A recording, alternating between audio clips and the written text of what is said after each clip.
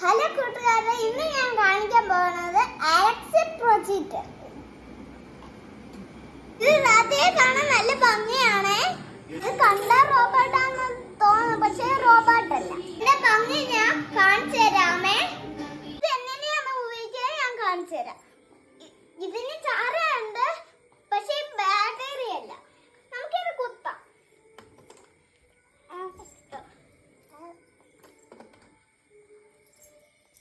നോക്കില്ലേ, ഇത് ലേസർ ലൈറ്റാ. നമ്മുടെ കണ്ണ് കേടാവും. ഇനി ഞാൻ കാണിച്ചു തരാമേ കൂട്ടുകാരെ. ഇത് കണ്ടാൽ നല്ല ഭംഗിയാ.